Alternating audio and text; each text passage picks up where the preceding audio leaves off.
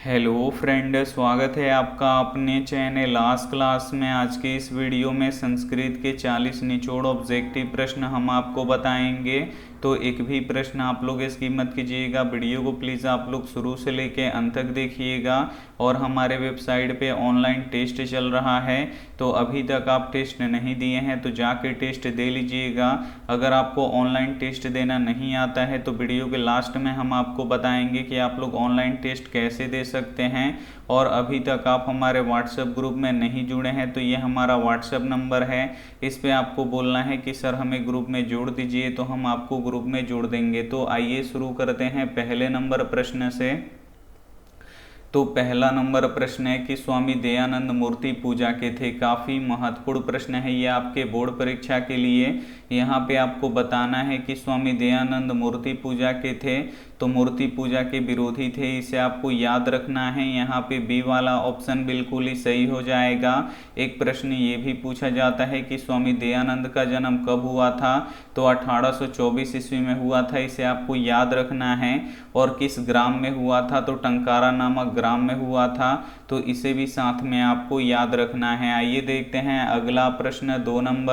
दो नंबर प्रश्न है कि छात्रों के लिए सबसे बड़ी तपस्या क्या है। ये भी काफ़ी महत्वपूर्ण प्रश्न है। यहाँ पे आपको बताना है कि छात्रों के लिए सबसे बड़ी तपस्या क्या है, तो अध्ययन है, इसे आपको याद रखना है। यहाँ पे ए वाला ऑप्शन बिल्कुल ही सही हो जाएगा। आइए देखते हैं अगला प्रश्न। 3 नंबर प्रश्न है कि राम प्रवेश का घर किस तरह का था। ये काफ़ी महत्वपूर्ण प्रश्न है आपके बोर्ड परीक्षा के लिए। यहाँ पे आपको बताना है कि राम प्रवेश का घर किस तरह का था, तो कुटिया था, इसे आपको याद रखना है। यहाँ पे ए वाला ऑप्शन बिल्कुल ही सही हो जाएगा। और एक प्रश्न ये भी पूछा जाता है कि राम प्रवेश के गांव का नाम कौन सा था, तो भीखनटोला था, इसे आपको याद रखना है। और भीखनटोला गांव किस राज्य में है, तो बिहार राज्य में है, तो इसे भी साथ में आपको याद रखना है। आइए देखते हैं अगला प्रश्न। 4 नंबर प्रश्न है कि कर्ण कहाँ के राजा थे। यहाँ पे आपको बताना है कि कर्ण कहाँ के राजा थे, तो जो कर्ण थे ये अंग देश के राजा थे, इसे आपको याद रखना है। यहाँ पे सी वाला ऑप्शन बिल्कुल ही सही हो जाएगा। और कर्ण के पास जन्म से ही कवच और कुंडल था, तो इसे भी साथ में आपको याद रखना है। आइए देखते हैं अगला प्रश्न। 5 नंबर प्रश्न है कि किसने कहा था कि पाटलिग्राम एक दिन महानगर बनेगा। ये काफ़ी महत्वपूर्ण प्रश्न है ये आपके बोर्ड परीक्षा के लिए।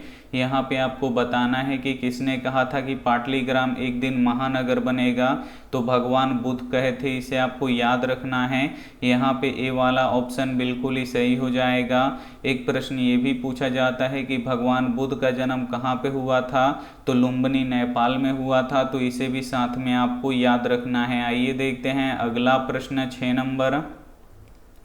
6 नंबर प्रश्न है कि कर्ण के माता जी का नाम क्या था। ये काफ़ी महत्वपूर्ण प्रश्न है।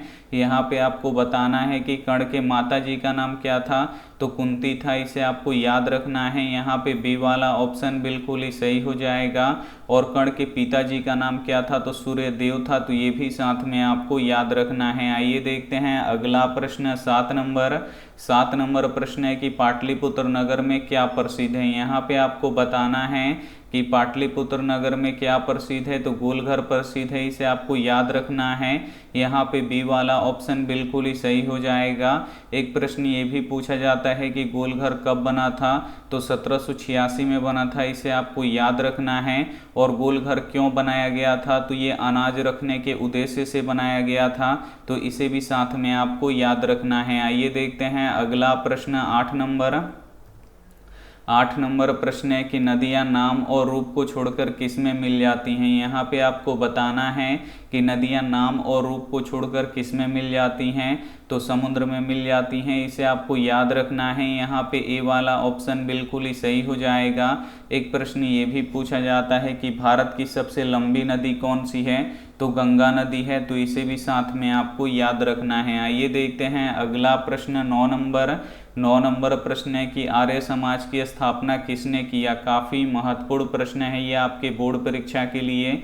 यहाँ पे आपको बताना है कि आर्य समाज की स्थापना किसने किया, तो स्वामी दयानंद ने किया। यहाँ पे ए वाला ऑप्शन बिल्कुल ही सही हो जाएगा। और एक प्रश्न ये भी पूछा जाता है कि आर्य समाज का स्थापना कब हुआ, तो 1875 ईस्वी में हुआ। और कहाँ पे हुआ, तो मुंबई में हुआ। तो इसे भी साथ में आपको याद रखना है। आइए देखते हैं अगला प्रश्न 10 नंबर प्रश्न है कि मंगलम पाठ कहाँ से संकलित है। यहाँ पे आपको बताना है कि मंगलम पाठ कहाँ से संकलित है, तो ये उपनिषद से संकलित है। यहाँ पे सी वाला ऑप्शन बिल्कुल ही सही हो जाएगा। और एक प्रश्न ये भी पूछा जाता है कि उपनिषद किसने लिखा है, तो वेद व्यास जी ने लिखा है। तो इसे भी साथ में आपको याद रखना है। आइए देखते हैं अगला प्रश्न 11 नंबर प्रश्न है कि सिख संप्रदाय के 10वें गुरु कौन है। काफ़ी महत्वपूर्ण प्रश्न है। यहाँ पे आपको बताना है कि सिख संप्रदाय के 10वें गुरु कौन हैं, तो गुरु गोविंद सिंह हैं। इन्हें आपको याद रखना है। यहाँ पे ए वाला ऑप्शन बिल्कुल ही सही हो जाएगा। और गुरु गोविंद सिंह का जन्म कहाँ पे हुआ था, तो पटना में हुआ था।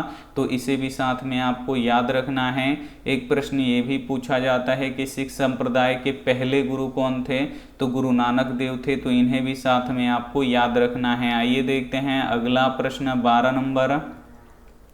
12 नंबर प्रश्न है कि प्राणी के हृदय रूपी गुफा में कौन विद्यमान है। यहाँ पे आपको बताना है कि प्राणी के हृदय रूपी गुफा में कौन विद्यमान है, तो आत्मा विद्यमान है। इसे आपको याद रखना है। यहाँ पे ए वाला ऑप्शन बिल्कुल ही सही हो जाएगा। एक प्रश्न ये भी पूछा जाता है कि सूक्ष्म से भी सूक्ष्म कौन होता है, तो सूक्ष्म से भी सूक्ष्म आत्मा होता है। तो इसे भी साथ में आपको याद रखना है। आइए देखते हैं अगला प्रश्न 13 नंबर प्रश्न है कि देवलोक का मार्ग किससे खुलता है। यहाँ पे आपको बताना है कि देवलोक का मार्ग किससे खुलता है, तो सत्य से खुलता है। इसे आपको याद रखना है। यहाँ पे बी वाला ऑप्शन बिल्कुल ही सही हो जाएगा। एक प्रश्न ये भी पूछा जाता है कि किसकी जीत नहीं होती है, तो किसकी जीत नहीं होती है, तो असत्य की जीत नहीं होती है। इसे आपको याद रखना है। और किसकी जीत होती है, तो सत्य की यानी सही की जीत होती है। तो इसे भी साथ में आपको याद रखना है। आइए देखते हैं अगला प्रश्न 14 नंबर प्रश्न है कि सत्य का मुंह किस पात्र से ढका हुआ है। यहाँ पे आपको बताना है कि सत्य का मुंह किस पात्र से ढका हुआ है, तो सत्य का मुंह हिरमणेय पात्र से ढका हुआ है। यहाँ पे ए वाला ऑप्शन बिल्कुल ही सही हो जाएगा।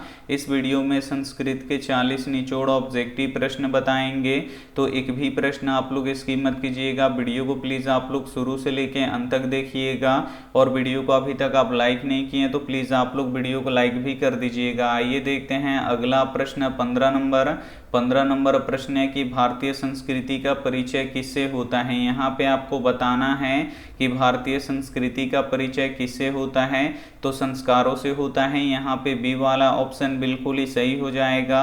एक प्रश्न ये भी पूछा जाता है कि संस्कार कितने होते हैं, तो संस्कार 16 होते हैं। तो इसे भी साथ में आपको याद रखना है। आइए देखते हैं अगला प्रश्न 16 नंबर प्रश्न है कि संस्कार को कितने भागों में बांटा गया है। यहाँ पे आपको बताना है कि संस्कार को कितने भागों में बांटा गया है, तो संस्कार कितने होते हैं, 16 होते हैं। और इन 16 संस्कारों को 5 भागों में बांटा गया है। इसे आपको याद रखना है। यहाँ पे बी वाला ऑप्शन बिल्कुल ही सही हो जाएगा। आइए देखते हैं अगला प्रश्न 17 नंबर प्रश्न है कि धन किसे देना चाहिए। यहाँ पे आपको बताना है कि धन किसे देना चाहिए, तो धन निर्धन यानी गरीब को देना चाहिए। इसे आपको याद रखना है। यहाँ पे ए वाला ऑप्शन बिल्कुल ही सही हो जाएगा। आइए देखते हैं अगला प्रश्न 18 नंबर प्रश्न है कि किसे देखकर धूर्त लोग भाग गए। यहाँ पे आपको बताना है कि किसे देखकर धूर्त लोग भाग गए, तो आग को देखकर धूर्त लोग भाग गए। यहाँ पे ए वाला ऑप्शन बिल्कुल ही सही हो जाएगा। और जो 4 सच में आलसी थे वो वहीं पे रह गए। तो इसे भी साथ में आपको याद रखना है। आइए देखते हैं अगला प्रश्न 19 नंबर प्रश्न है कि यज्ञवल्क्य ने आत्म तत्व की शिक्षा किसको दी थी। यहाँ पे आपको बताना है कि यज्ञवल्क्य ने आत्म तत्व की शिक्षा किसको दी थी, तो मैत्रेयी को दिया था। यहाँ पे ए वाला ऑप्शन बिल्कुल ही सही हो जाएगा। और मैत्रेयी कौन थी, तो यज्ञवल्क्य की पत्नी थी। तो इसे भी साथ में आपको याद रखना है। आइए देखते हैं अगला प्रश्न 20 नंबर प्रश्न है कि किस देश में देवता बार बार जन्म लेना चाहते हैं। यहाँ पे आपको बताना है कि किस देश में देवता बार बार जन्म लेना चाहते हैं, तो भारत देश में देवता बार बार जन्म लेना चाहते हैं, तो यहाँ पे ए वाला ऑप्शन बिल्कुल ही सही हो जाएगा। आइए देखते हैं अगला प्रश्न 21 नंबर। 21 नंबर प्रश्न है कि घर की लक्ष्मी कौन होता है। यहाँ पे आपको बताना है कि घर की लक्ष्मी कौन होता है, तो घर की लक्ष्मी स्त्रियां होती हैं, इसे आपको याद रखना है। यहाँ पे बी वाला ऑप्शन बिल्कुल ही सही हो जाएगा। आइए देखते हैं अगला प्रश्न 22 नंबर। 22 नंबर प्रश्न है कि नीतिकार आलस को क्या मानते हैं। काफ़ी महत्वपूर्ण प्रश्न है ये आपके बोर्ड परीक्षा के लिए। यहाँ पे आपको बताना है कि नीतिकार आलस को क्या मानते हैं, तो नीतिकार आलस को शत्रु मानते हैं, इसे आपको याद रखना है। यहाँ पे ए वाला ऑप्शन बिल्कुल ही सही हो जाएगा। आइए देखते हैं अगला प्रश्न 23 नंबर। 23 नंबर प्रश्न है कि अणु से भी सूक्ष्म क्या है। यहाँ पे आपको बताना है कि अणु से भी सूक्ष्म क्या है, तो अणु से भी सूक्ष्म आत्मा होता है। यहाँ पे डी वाला ऑप्शन बिल्कुल ही सही हो जाएगा। एक प्रश्न ये भी पूछा जाता है कि आत्मा कहाँ रहता है, तो प्राणी के हृदय रूपी गुफा में रहता है, तो इसे भी साथ में आपको याद रखना है। आइए देखते हैं अगला प्रश्न 24 नंबर।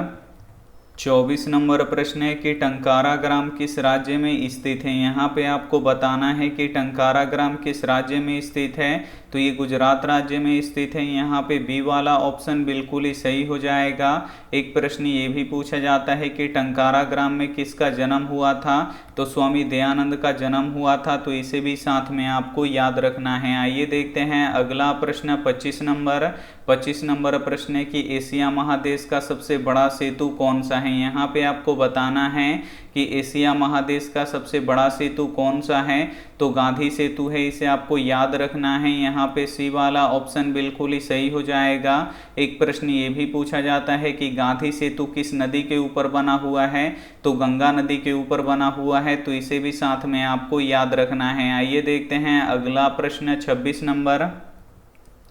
26 नंबर प्रश्न है कि प्राचीन काल में शिष्यों को क्या कहा जाता था। यहाँ पे आपको बताना है कि प्राचीन काल में शिष्यों को क्या कहा जाता था, तो ब्रह्मचारी कहा जाता था, तो यहाँ पे बी वाला ऑप्शन बिल्कुल ही सही हो जाएगा। आइए देखते हैं अगला प्रश्न 27 नंबर।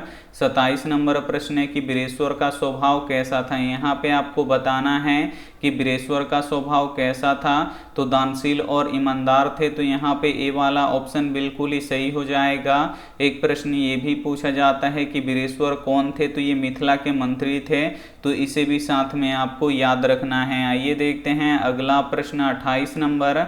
28 नंबर प्रश्न है कि सरस्वती का कुलगिरी कौन सा महानगर था। यहाँ पे आपको बताना है कि सरस्वती का कुलगिरी कौन सा महानगर था, तो पाटलिपुत्र था। यहाँ पे सी वाला ऑप्शन बिल्कुल ही सही हो जाएगा।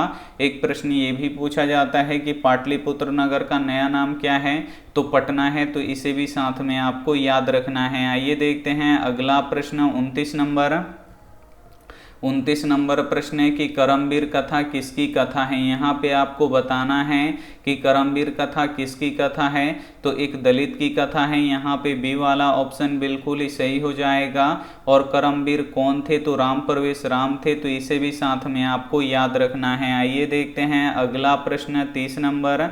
30 नंबर प्रश्न है कि अक्षर आरंभ कैसा संस्कार है। यहाँ पे आपको बताना है कि अक्षर आरंभ कैसा संस्कार है, तो ये शिक्षा संस्कार है, इसे आपको याद रखना है। यहाँ पे बी वाला ऑप्शन बिल्कुल ही सही हो जाएगा। आइए देखते हैं अगला प्रश्न 31 नंबर। 31 नंबर प्रश्न है कि कुसुमपुर और पुष्पपुर का नया नाम क्या है। काफ़ी महत्वपूर्ण प्रश्न है ये आपके बोर्ड परीक्षा के लिए। यहाँ पे आपको बताना है कि कुसुमपुर और पुष्पपुर का नया नाम क्या है, तो पाटलिपुत्र है, इसे आपको याद रखना है। यहाँ पे ए वाला ऑप्शन बिल्कुल ही सही हो जाएगा। आइए देखते हैं अगला प्रश्न 32 नंबर। 32 नंबर प्रश्न है कि मनुष्यों को कर्तव्य और अकर्तव्य का बोध कौन कराता है। यहाँ पे आपको बताना है कि मनुष्यों को कर्तव्य और अकर्तव्य का बोध कौन कराता है, तो शास्त्र कराता है, इसे आपको याद रखना है। यहाँ पे ए वाला ऑप्शन बिल्कुल ही सही हो जाएगा। आइए देखते हैं अगला प्रश्न 33 नंबर। 33 नंबर प्रश्न है कि आग कहाँ लगाई गई थी। यहाँ पे आपको बताना है कि आग कहाँ लगाई गई थी, तो आग आलसशाला में लगाई गई थी, इसे आपको याद रखना है। यहाँ पे ए वाला ऑप्शन बिल्कुल ही सही हो जाएगा। और आग आलसशाला में क्यों लगाई गई थी, तो असली आलसियों की पहचान करने के लिए लगाई गई थी, तो इसे भी साथ में आपको याद रखना है। आइए देखते हैं अगला प्रश्न 34 नंबर प्रश्न है कि समाज सुधारक कौन थे। यहाँ पे आपको बताना है कि समाज सुधारक कौन थे। तो समाज सुधारक स्वामी दयानंद थे, इसे आपको याद रखना है। यहाँ पे ए वाला ऑप्शन बिल्कुल ही सही हो जाएगा। आइए देखते हैं अगला प्रश्न 35 नंबर प्रश्न है कि कैमुदी महोत्सव कहाँ मनाया जाता था। यहाँ पे आपको बताना है कि कैमुदी महोत्सव कहाँ मनाया जाता था। तो पाटलिपुत्र में मनाया जाता था, इसे आपको याद रखना है। यहाँ पे सी वाला ऑप्शन बिल्कुल ही सही हो जाएगा। और कैमुदी महोत्सव कब मनाया जाता था, तो शरद ऋतु में मनाया जाता था, तो इसे भी साथ में आपको याद रखना है। आइए देखते हैं अगला प्रश्न 36 नंबर प्रश्न है कि अशांति मानवता का क्या कर रही है। यहाँ पे आपको बताना है कि अशांति मानवता का क्या कर रही है, तो विनाश कर रही है, इसे आपको याद रखना है। यहाँ पे बी वाला ऑप्शन बिल्कुल ही सही हो जाएगा। आइए देखते हैं अगला प्रश्न 37 नंबर प्रश्न है कि जीवन का श्रेष्ठ लक्ष्य क्या होना चाहिए। यहाँ पे आपको बताना है कि जीवन का श्रेष्ठ लक्ष्य क्या होना चाहिए। तो शांति का होना चाहिए, विश्व कल्याण का भी होना चाहिए, सद्भावना का भी होना चाहिए, यानी ये सभी का होना चाहिए। तो यहाँ पे डी वाला ऑप्शन बिल्कुल ही सही हो जाएगा। ये देखते हैं अगला प्रश्न 38 नंबर प्रश्न है कि मेगास्थनीज किसके समय में पटना आया था। यहाँ पे आपको बताना है कि मेगास्थनीज किसके समय में पटना आया था। तो चंद्रगुप्त मौर्य के समय में पटना आया था। यहाँ पे सी वाला ऑप्शन बिल्कुल ही सही हो जाएगा। और मेगास्थनीज कौन था, तो ये यूनान का राजदूत था, तो इसे भी साथ में आपको याद रखना है। आइए देखते हैं अगला प्रश्न 39 नंबर प्रश्न है कि लोगों को कैसा जन्म प्राप्त करना चाहिए। यहाँ पे आपको बताना है कि लोगों को कैसा जन्म प्राप्त करना चाहिए। तो भारत के दिल में जन्म प्राप्त करना चाहिए। तो यहाँ पे ए वाला ऑप्शन बिल्कुल ही सही हो जाएगा। आइए देखते हैं अंतिम प्रश्न 40 नंबर प्रश्न है कि नरक के दरवाजे कितने होते हैं। यहाँ पे आपको बताना है कि नरक के दरवाजे कितने होते हैं। तो नरक के 3 दरवाजे होते हैं, इसे आपको याद रखना है। यहाँ पे बी वाला ऑप्शन बिल्कुल ही सही हो जाएगा। संस्कृत के 40 निचोड़ ऑब्जेक्टिव प्रश्न हम आपको बता चुके हैं। तो इसमें से जो भी प्रश्न आपको याद ना हो तो प्लीज़ आप लोग उसे नोटबुक पे लिख के जरूर याद कर लीजिएगा। अब हम यहाँ पे आपको बताएंगे कि आप लोग ऑनलाइन टेस्ट कैसे दे सकते हैं। तो सभी के फ़ोन में होता है क्रोम और गूगल, तो दोनों में से किसी एक को आपको ओपन कर लेना है, खोल लेना है। एक सर्च बॉक्स दिखेगा, इसमें आपको लिखना है आस्क क्लास। तो हम यहाँ पे लिख देते हैं ASK फिर CLASS। हम यहाँ पे आस्क क्लास लिख के सर्च कर देंगे। तो जैसे ही सर्च करेंगे यहाँ पे देखिए लिखा हुआ आ जाएगा आस्क क्लास। तो इस पर आपको क्या करना है, क्लिक कर देना है। और जैसे ही आप लोग क्लिक कीजिएगा तो आप हमारे ऑफिशियल वेबसाइट पे आ जाइएगा। तो यहाँ पे देखिए हमारा ऑफिशियल वेबसाइट आ चुका है और यहाँ से आप लोग टेस्ट लगा सकते हैं, यहाँ से PDF डाउनलोड कर सकते हैं। तो अगर आपको टेस्ट देना है तो इस टेस्ट वाले पे आपको क्लिक करना है और जैसे ही क्लिक कीजिएगा यहाँ पे टेस्ट ओपन हो जाएगा। तो इसमें से सबसे ऊपर वाला आपको टेस्ट देना है। तो उस पर अगर आप लोग क्लिक कीजिएगा तो हमारा टेस्ट क्या हो जाएगा, यहाँ पे ओपन हो जाएगा। अब क्या करना है, आपको यहाँ पे थोड़ा सा नीचे आना है और जो ये स्टार्ट का बटन है इस पर आपको क्लिक करना है। तो जैसे ही क्लिक कीजिएगा यहाँ पे नाम पूछेगा, तो यहाँ पे आप लोग अपना नाम लिख दीजिएगा, उसके बाद नेक्स्ट कर दीजिएगा। तो यहाँ पे देखिए हमारा टेस्ट ओपन हो जाएगा और यहाँ पे देखिए 20 प्रश्न का यहाँ पे टेस्ट है और प्रत्येक प्रश्न का 4 ऑप्शन हैं, जिसमें से एक सही है। सही वाले पे टिक कीजिएगा तो ग्रीन हो जाएगा, गलत वाले क्वेश्चन पे टिक कीजिएगा तो रेड हो जाएगा। तो यहाँ पे देखिए इस समय संसार किस महासागर की तरह दिख रहा है, तो अशांति महासागर की तरह दिख रहा है। तो देखिए सही आंसर है, तो ये ग्रीन हो गया। अब दूसरा क्वेश्चन हम गलत करके देखेंगे। यहाँ पे देखिए दूसरा क्वेश्चन है कि कर्ण कहाँ के राजा थे, तो अंग देश के राजा थे, लेकिन हम रंग देश पे टिक करेंगे तो देखिए ये रेड हो गया, ये गलत बता रहा है। और जो सही आंसर है वो आपको ऐसे बताएगा। तो ऐसे आप लोग टेस्ट दे सकते हैं। अगर आपको PDF डाउनलोड करना है तो यहाँ पे देखिए लिखा हुआ है डाउनलोड PDF। तो इस डाउनलोड PDF पे आपको क्लिक करना है और यहाँ पे देखिए 3 दिन से, यहाँ पे हम 4 दिन से PDF दे रहे हैं 2023 का। तो 26 जून, 27, 28 और 29 ये 4 PDF हम दे चुके हैं। तो इसे आपको डाउनलोड करना है। तो डाउनलोड कैसे होगा, तो इस डाउनलोड बटन पे आपको क्लिक कर देना है, डाउनलोड हो जाएगा। तो उम्मीद करते हैं ये वीडियो आपको काफ़ी अच्छा लगा होगा, तो अपने दोस्तों के पास इस वीडियो को जरूर शेयर कीजिएगा। थैंक यू फॉर वॉचिंग, मिलते हैं अगले वीडियो में, तब तक अपना ध्यान रखिए, मन लगा के पढ़ाई कीजिए। Take care and bye.